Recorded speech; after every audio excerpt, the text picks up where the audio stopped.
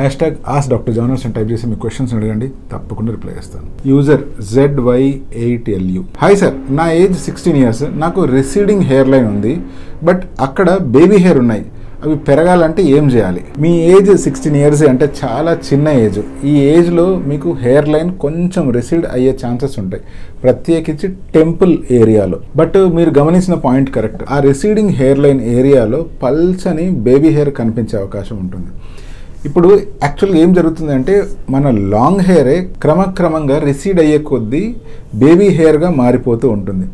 So ఆ baby hair మళ్ళీ back long హెయిర్గా మారుతుందా అంటే అంత లాంగ్గా మారే అవకాశాలు చాలా తక్కువ.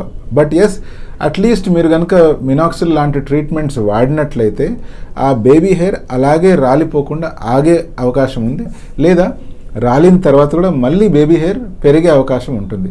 బట్ ఏమైనా చేసి ఈ బేబీ హెయిర్ని మళ్ళీ ఫుల్ థిక్ హెయిర్గా మార్చుకోవచ్చా అంటే అర్లీ స్టేజ్లో అయితే మెడికల్ ట్రీట్మెంట్ ద్వారా కానీ పిఆర్పి స్టెమ్ సెల్ ద్వారా అలా చేసే ప్రయత్నం చేయొచ్చు. బట్ మళ్ళీ మనం పిఆర్పి కానీ మెడికల్ ట్రీట్మెంట్ కానీ ఆపేస్తే ఆ హెయిర్ కానీ ఆ స్కాల్ప్ పర్టికులర్ ఏరియా కూడా యథావిధిగా మళ్ళీ బాల్డ్ అయిపోయే ఛాన్సెస్ ఉంటుంది.